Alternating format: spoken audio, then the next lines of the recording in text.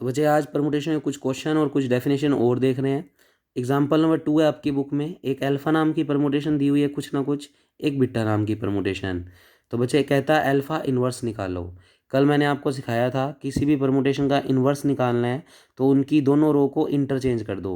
तो बच्चे जब स्टार्टिंग में क्वेश्चन में अल्फ़ा इन्वर्स निकालना है तो अल्फ़ा इन्वर्स निकालने का मतलब इन दोनों रो को इंटरचेंज कर दो। तो आपने इन दोनों रो को क्या करना है, इंटरचेंज। तो अल्फ़ा इन्वर्स में इन दोनों रो को क्या कर दिया, इंटरचेंज। तो देखो 2 3 1 5 4 ऊपर लिख दिया और 1 2 3 4 5 नीचे लिख दिया। बाद में अरेंज कर दो तो ज़्यादा बेटर है। तो बच्चे अरेंज कर देते हैं, ऊपर वाले एलिमेंट्स को क्रम में लिख लो 1 2 3 4 5 और इसके अकॉर्डिंग सेट कर दो। 1 की इमेज 3 है तो 1 की इमेज 3, 2 की इमेज 1 तो 2 की इमेज 1, 3 की इमेज 2 तो 3 की इमेज 2, 4 की इमेज 5 तो 4 की इमेज 5, 5 की इमेज 4 तो 5 की इमेज 4। तो इस तरीके से हमने अरेंजमेंट कर दिया। तो पहला पार्ट हो गया। दूसरा निकालना है अल्फ़ा बीटा -2। अब अल्फ़ा बीटा -2 निकालना है तो बच्चे सबसे पहले आप बीटा इन्वर्स निकालोगे, क्योंकि बीटा की -2 निकालना है तो बीटा इन्वर्स का बीटा इन्वर्स से प्रोडक्ट करेंगे। तो पहले बीटा इन्वर्स निकालेंगे।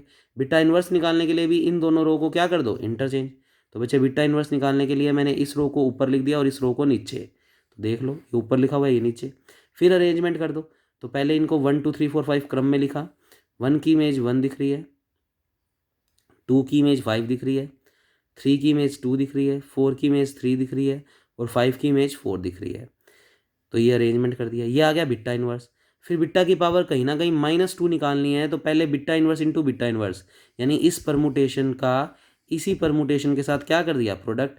करते पीछे से है तो 1 2 3 4 5 पहले लिखेंगे और कल प्रोडक्ट सिखाया था तुम्हें तो 1 2 3 4 5 लिखा हुआ है बच्चे। फिर पीछे से शुरू करेंगे तो 1 की इमेज 1 और 1 की इमेज 1, तो बच्चे यहाँ पर 1 आ गया। फिर ऐसी बात करूँ 2 की इमेज 5, 5 की इमेज 4 तो 4 आ गया। ऐसे 3 की इमेज 2, 2 की इमेज 5 तो 5 आ गया। फिर 4 की इमेज देखें हम 3 और 3 की इमेज 2 तो 2 आ गया। और ऐसे 5 की इमेज 3 और 3 की इमेज 2, ओ सॉरी 5 की इमेज 4 और 4 की इमेज 3 तो 3 आ गया। तो बच्चे ये निकल गया बिट्टा की पावर -2। अब अकॉर्डिंग टू क्वेश्चन हमें क्या निकालना है बच्चे, अल्फ़ा बिट्टा की -2। तो अल्फ़ा परमुटेशन स्टार्टिंग में क्वेश्चन में दी हुई थी, वो रख दी। बिट्टा की -2 हमने निकाल ली है, वो रख दी। अब प्रोडक्ट हमेशा बाद वाली परमुटेशन से करते हैं तो बच्चे हमने इस वाले पोर्शन को बुला लिया, ऊपर वाली रो को। तो 1 2 3 4 5। फिर 1 की इमेज 1, 1 की इमेज 2 तो यहाँ 2 आ गया। 2 की इमेज 4, 4 की इमेज 5 तो यहाँ 5 आ गया। 3 की इमेज 5, 5 की इमेज 4 यहाँ 4 आ गया। 4 की इमेज 2, 2 की इमेज 3 तो यहाँ 3 आ गया। 5 की इमेज 3, 3 की इमेज 1 तो यहाँ 1 आ गया। तो बच्चे ये वैल्यू आ गई अल्फ़ा बिट्टा की पावर -2। तो इस तरीके से कई सारे क्वेश्चन है, मैं भी आपको क्वेश्चंस भी दिखाऊंगा जो आपको होमवर्क के रूप में आज करके लाने होंगे। उसके अलावा उसने सी पार्ट में पूछा है ऑर्डर ऑफ अल्फ़ा। अब किसी भी परमुटेशन का ऑर्डर कैसे निकालते हैं, तो पहले उस परमुटेशन को साइकिल में कन्वर्ट करोगे, फिर उसका एलसीएम लोगे। तो बच्चे वही उसका क्या होगा, ऑर्डर ऑफ अल्फ़ा। तो बच्चे ऑर्डर ऑफ अल्फ़ा निकालने से पहले आप ये एक नीचे डेफिनेशन पढ़ो जिससे आपको ऑर्डर ऑफ अल्फ़ा समझ आ जाएगा। तो किसी भी साइकिल की अगर लेंथ निकालनी है, लंबाई निकालनी है, तो बच्चे जो भी परमुटेशन साइकिल में कन्वर्ट है उसके अंदर आप नंबर ऑफ एलिमेंट्स काउंट कर लो। तो क्या कहता, number of elements in a cycle is called length of cycle. जैसे फॉर एग्जांपल ये मैंने एक साइक्लिक परमुटेशन ली है, कल बताया था साइक्लिक परमुटेशन में सिर्फ एक ही रो होती है और इसको आगे परमुटेशन बना सकते हैं 1 की इमेज 2, 2 की इमेज 3, 3 की इमेज 4 और 4 की इमेज 1। तो अगर इसको आगे आप परमुटेशन बनाना चाहो तो 1 2 3 4 ऐसे लिखोगे। 1 की इमेज 2, 2 की इमेज 3, 3 की इमेज 4 और 4 की इमेज वापस 1। और इसका साइकिल बनाना चाहो तो ये बन जाएगा। तो बच्चे ये साइकिल बन गया। अब साइकिल की लेंथ निकालनी है तो बस इस साइकिल में नंबर ऑफ एलिमेंट्स काउंट कर लो। तो इसमें गिनती करो 1 2 3 4, टोटल 4 एलिमेंट आ रहे हैं। तो इस साइकिल की लेंथ कितनी हो गई, 4। तो लेंथ ऑफ साइकिल कितनी हो गई, 4। तो डेफिनेशन क्या कह रही है, number of elements in a cycle. किसी साइकिल परमुटेशन में नंबर ऑफ एलिमेंट्स गिन लो, वही उस साइकिल की क्या है, लेंथ। जैसे एक और एग्जाम्पल, मैंने मान लो 4 और 5 नाम का एक साइकिल बनाया तो इसमें नंबर ऑफ एलिमेंट्स कितने हैं, 2। तो इस साइकिल की लेंथ कितनी हो गई, 2। तो इस तरीके से हम किसी भी साइक्लिक परमुटेशन की लेंथ निकाल सकते हैं। अब आओ इस पार्ट पे, अल्फा दिया हुआ है, उसका ऑर्डर निकालने के लिए बोल रहा था। तो पहले तो इस अल्फा को आप साइकिल में कन्वर्ट करो। साइकिल में कन्वर्ट कैसे करते हैं, जहाँ से चले हैं वहाँ पर जब तक पहुँच रहे हैं वो एक साइकिल। तो 1 की 2, 2 की 3, 3 की 1, वापस 1 पे पहुंच गए तो 1 2 3 एक साइकिल हो गया। ऐसे ही 4 से चले तो 4 पे जब पहुंच रहे हैं तो वो एक साइकिल, 4 की 5, 5 की 4, खत्म हो गया। तो 4 और 5 एक साइकिल। अब बच्चे ऑर्डर ऑफ अल्फा का फॉर्मूला होता है कि आपने अपनी परमुटेशन को साइकिल में कन्वर्ट्स करना है। जितने भी साइकिल बन जाएंगे उन सब साइकिलों की लेंथ निकाल लो। तो इसकी लेंथ कितनी है, नंबर ऑफ एलिमेंट्स इसमें 3 है। और ऐसे ही इसकी लेंथ की बात करूं तो इसमें 2 है। और उनका क्या ले लो, एलसीएम। तो LCM of in these cycles, तो बच्चे LCM of this comma this. इसकी लेंथ हो गई 3, इसकी लेंथ हो गई 2। 3 और 2 का एलसीएम लेंगे तो एलसीएम का मतलब सब कुछ लेना होता है। तो 3 भी लेंगे, 2 भी लेंगे, तो 3 दूना 6। तो बच्चे ऑर्डर ऑफ अल्फा बराबर 6। एलसीएम आपको लेना आता होगा तो वो आपको आना चाहिए बच्चे। तो इस तरीके से आप इस क्वेश्चन को कन्वर्ट ऑर्डर निकाल सकते हैं। अब नेक्स्ट डेफिनेशन पढ़ रहे हैं हम, ट्रांसपोजिशन, या इसको बोलते हैं ट्रांसफॉर्मेशन। बच्चे ट्रांसपोजिशन का मतलब होता है एक ऐसा साइकिल जिसकी लेंथ सिर्फ 2 हो, यानी जिन भी साइकिल की लेंथ 2 होगी उससे हम उस परमुटेशन को हम एक स्पेशल नाम देंगे, ट्रांसपोजिशन या फिर ट्रांसफॉर्मेशन। तो क्या कहता, लेंथ ऑफ साइकिल इज 2, जिन साइकिल की लेंथ 2 होगी उसे हम ट्रांसपोजिशन या ट्रांसफॉर्मेशन कहेंगे। और किसी भी साइक्लिक परमुटेशन को ट्रांसपोजिशन में कन्वर्ट कैसे करते हैं, तो बच्चे तरीका क्या होता है, जैसे मान लो ये एक परमुटेशन दी हुई है, ये एक साइक्लिक परमुटेशन है। अगर इसको ट्रांसपोजिशन में कन्वर्ट करना है तो इसको 2 2 के पेयर में कन्वर्ट करना है। और कैसे करते हैं बच्चे, इस 1 को फिक्स कर दो और पीछे से एलिमेंट एक एक करके बुलाओ। तो 1 के लिए पहले 3 को बुला लो, फिर ब्रैकेट, फिर 1 के लिए 2 को बुला लो। तो बच्चे ये इस साइकिल को ट्रांसपोजिशन में हम कन्वर्ट कर सकते हैं। और चेक कर सकते हो इस साइकिल की लेंथ भी 2 है, इस साइकिल की लेंथ भी 2 है। तो ये दोनों स्ट्रक्चर क्या कहलाएंगी, ट्रांसपोजिशन, क्योंकि इनकी साइकिल की लेंथ कितनी है, 2।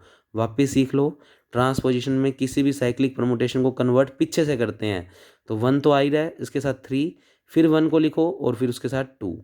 ऐसे मान लो 4 वाला है, तो 1 के साथ पहले 4 को लिखो, फिर 1 के साथ 3 को लिखो, फिर 1 के साथ 2 को लिखो।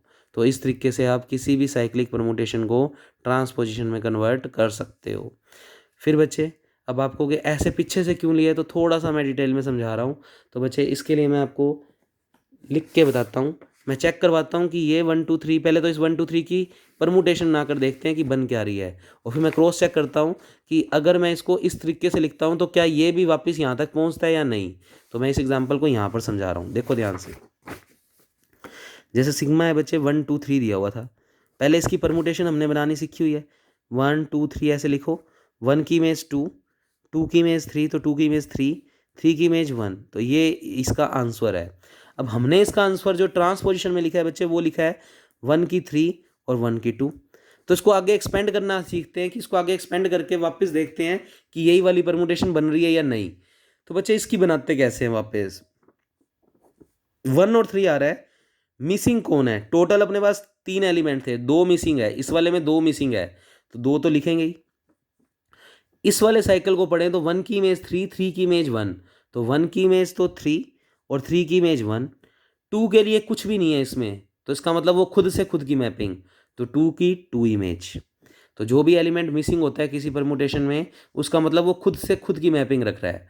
ऐसे 1 और 2 को एक्सपेंड करें तो टोटल एलिमेंट तो 3 थे, ये पढ़ रहा है 1 की 2, 2 की 1, तो 1 की 2, 2 की 1, और 3 के लिए कुछ भी नहीं है, तो इसका मतलब 3 3 से मैपिंग कर रहा है।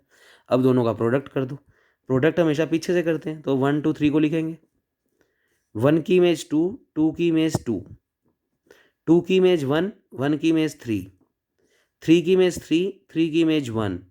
चेक कर लो, ये वाला सारा पोर्शन सोल्व करने पर ये और ये रिजल्ट बिल्कुल सेम आ रहा है। इसका मतलब किसी साइकिल को ट्रांसपोजिशन में कन्वर्ट करना है तो रिवर्सल लो लगेगा, तो 1 की 3 से मैपिंग, फिर 1 की 2 से मैपिंग। तो सेम बच्चे वही 4 वालों के लिए अगर करना है तो 1 की पहले 4 से, फिर 1 की 3 से, और फिर 1 की 2 से। इस तरीके से आप किसी भी साइक्लिक परमुटेशन को ट्रांसपोजिशन में कन्वर्ट कर सकते हो। अब नेक्स्ट पढ़ रहे हैं बच्चे 2 टाइप की परमुटेशन, एक इवन परमुटेशन और एक ओड परमुटेशन। मोस्ट इंपॉर्टेंट है, लगभग चैप्टर हमारा अराउंड ख़त्म हो जाएगा अगर आप ये चीज़ और सीख जाओगे। तो सबसे पहले पढ़ा रहा हूँ आपको इवन परमुटेशन। तो बच्चे इवन परमुटेशन किसको बोलते हैं, तो ध्यान से सुनना। अगर किसी साइकिल की लेंथ एक ओड नंबर हो, तो इसको अच्छे से लिख लो, ये क्लियर नहीं दिख रहा होगा, ओड लिखा हुआ है, हिंदी में थोड़ा सा बोल दूँ, इवन को बोलते हैं सम संख्याएं यानी 2 4 6, ओड को बोलते हैं विषम संख्याएं यानी 3 4 5 1 ऐसी। तो वो क्या कहता, अगर किसी साइकिल की जो लेंथ निकालने हैं वो एक ओड नंबर हो तो फिर वो परमुटेशन क्या कहलाएगी, इवन। उल्टा होता है। इवन परमुटेशन किसी परमुटेशन को कब कहेंगे, अगर उस परमुटेशन में साइकिल की जो लेंथ आए वो कितनी आए, ओड नंबर, तो वो परमुटेशन क्या कहलाएगी, इवन। या फिर इसकी दूसरी डेफिनेशन, अगर किसी साइक्लिक परमुटेशन को आप ट्रांसपोजिशन में कन्वर्ट कर लो और नंबर ऑफ ट्रांसपोजिशन अगर इवन हो तो परमुटेशन भी इवन। यानी अगर हम किसी साइक्लिक परमुटेशन को ट्रांसपोजिशन में कन्वर्ट कर लें और फिर वो ट्रांसपोजिशन गिनती में गिन लें, अगर वो गिनती में गिनने के बाद इवन संख्या आ रही है तो परमुटेशन भी क्या होगी, इवन। तो ट्रांसपोजिशन गिनती में इवन तो परमुटेशन इवन, और अगर किसी साइकिल परमुटेशन की लेंथ ओड तो परमुटेशन इवन। तो मैं एक ही एग्जांपल में दोनों डेफिनेशन लगा के दिखा रहा हूँ। मान लो मुझे ये एक साइक्लिक परमुटेशन दी हुई है बच्चे, अगर मैं इसकी लेंथ की बात करूँ तो इसमें नंबर ऑफ एलिमेंट्स कितने हैं, 5। तो बच्चे अगर इसमें नंबर ऑफ एलिमेंट्स 5 हैं तो वो एक ओड नंबर है। ओड नंबर है तो ये परमुटेशन कैसी हो गई, इवन। तो लिखता है वो, here the length of cycle is 5। 5 कैसा नंबर है, ओड। तो इस साइकिल की लेंथ एक ओड नंबर है, और अगर साइकिल की लेंथ एक ओड नंबर है तो परमुटेशन क्या कहलाती है, इवन। तो ये परमुटेशन इवन परमुटेशन है। तो here sigma is an even permutation. तो मैंने इस एग्जांपल में ये डेफिनेशन समझा दी। अब इसी एग्जांपल को अगर इस डेफिनेशन से करना है तो कैसे करेंगे, पहले इसको ट्रांसपोजिशन में कन्वर्ट करो। तो अभी अभी सिखाया, 1 की इमेज 5, फिर 1 की इमेज 4, फिर 1 की इमेज 3, फिर 1 की इमेज 2। अब नंबर ऑफ ट्रांसपोजिशन काउंट करो। इन्हें ट्रांसपोजिशन क्यों कह रहे हैं, क्योंकि इन सब की साइकिल की लेंथ 2 है तो ये सारे ट्रांसपोजिशन है। नंबर ऑफ ट्रांसपोजिशन कितने हैं, एक ट्रांसपोजिशन, 2 3 और 4।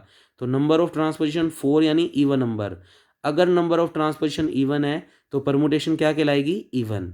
तो बच्चे इस केस में भी ये सिग्मा कैसी परमुटेशन आई है, इवन। तो तुम्हारी मर्जी है, चाहे तुम फर्स्ट डेफिनेशन लगाओ चाहे सेकंड, बेटर रहता है सेकंड। क्योंकि देखो मान लो अगर एग्जांपल ये दिया होता 1 2 3 4 5, अब ये पूरा एक साइकिल तो है नहीं, तो बच्चे इसमें तो आप डायरेक्ट वो पहली वाली डेफिनेशन तो लगा नहीं पाओगे, तो इसमें आपको ट्रांसपोजिशन वाली ही लगानी पड़ेगी। तो आप इसको ट्रांसपोजिशन में कन्वर्ट करोगे, 1 की 3, 1 की 2 और 4 5 चल ही रहा है। नंबर ऑफ ट्रांसपोजिशन कितने हैं, ओड, तो वो ओड परमुटेशन है। अभी हम ओड परमुटेशन की डेफिनेशन सीख रहे हैं। तो ऐसे एग्जाम्पलों में फिर पहली डेफिनेशन कामयाब नहीं है, वो तो तब कामयाब है जब सिर्फ एक साइकिल हो, तब आप पहली डेफिनेशन लगा सकते हो, अदरवाइज आपको ट्रांसपोजिशन वाली ही लगानी पड़ेगी। तो ओड परमुटेशन और पढ़ा रहा हूँ। अगर साइकिल की लेंथ इवन है तो उल्टा कर दो, अगर किसी साइक्लिक परमुटेशन की लेंथ जो है वो एक इवन नंबर है तो वो परमुटेशन क्या कहलाएगी, ओड।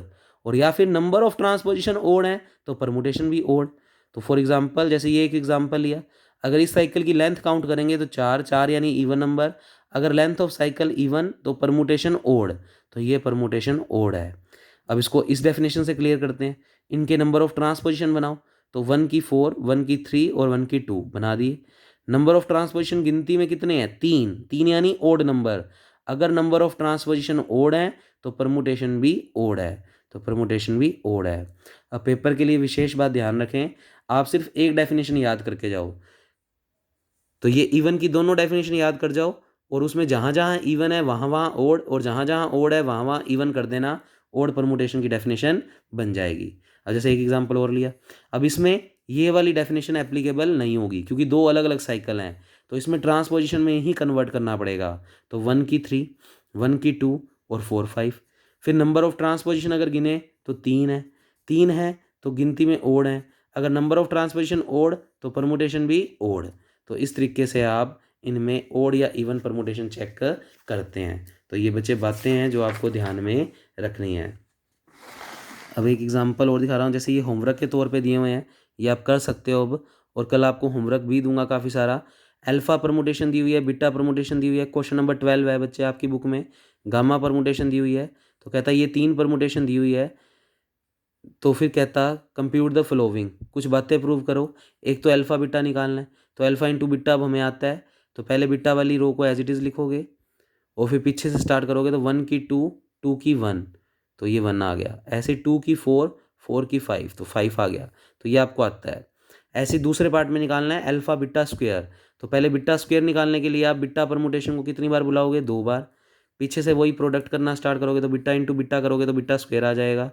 बिट्टा स्क्वायर आ गया तो अल्फ़ा बिट्टा स्क्वायर निकालना है, तो अल्फ़ा भी गिवन है और बिट्टा स्क्वायर तुमने निकाल ही लिया, तो ये अल्फ़ा और ये बिट्टा स्क्वायर, इन दोनों का प्रोडक्ट कर दो। पीछे से ही शुरू करेंगे तो प्रोडक्ट तुम्हें 2 परमुटेशन का आता है, ये तुम कर सकते हो।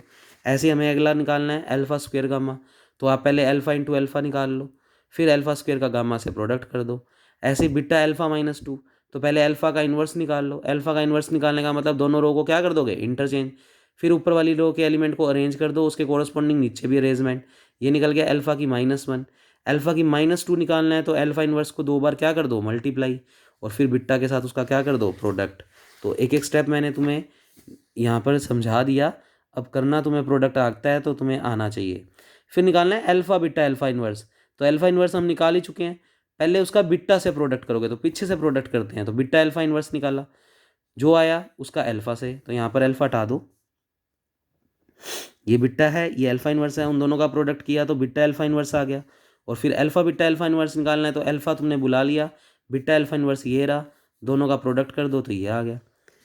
तो इस तरीके से आपको ये क्वेश्चंस करके आने हैं। ऐसे ही अगला क्वेश्चन भी कर सकते हो आप बच्चे घर से। अल्फ़ा परमुटेशन दी हुई है, रो दी हुई है, आपको निकालना है अल्फ़ा इन्वर्स रो अल्फ़ा। तो पहले तो रो और अल्फ़ा निकाल लोगे, और कहीं ना कहीं अल्फ़ा इन्वर्स चाहिए तो इसका अल्फ़ा का इन्वर्स निकाल लो, दोनों रो को इंटरचेंज, फिर अरेंजमेंट कर लेना। अब इसने ये किया हुआ है, आप ऐसे मत करना, आप पहले रो इंटू अल्फ़ा करना, यानी इसका इससे प्रोडक्ट, फिर उस रिजल्ट का अल्फ़ा इन्वर्स से प्रोडक्ट, जो आंसर आएगा वो सही होगा। तो ठीक है बच्चे, तो इसको नोट्स में से देखने की ज़रूरत नहीं है। तो ऐसे करके उसने क्वेश्चन नंबर 15 किया हुआ है। अब क्वेश्चन नंबर 15 का मैं हिंट भी नहीं दे रहा, क्वेश्चन नंबर 15 आप खुद से पढ़ेंगे और करके लाएंगे। तो बच्चे इतना काम आप लोगों को प्रोसेस में करना है। वैसे मैं वीडियो के पोज में आपको दिखा देता हूँ, तो ये किया हुआ है, तो इसको आप चेक कर लेना, हो सकता है कुछ गलतियाँ भी हो तो वो आप देख लेना। तो बच्चे इस तरीके से आप करके लाओगे। नेक्स्ट क्वेश्चन मैं कल की क्लास में कराऊंगा। Okay, thank you class.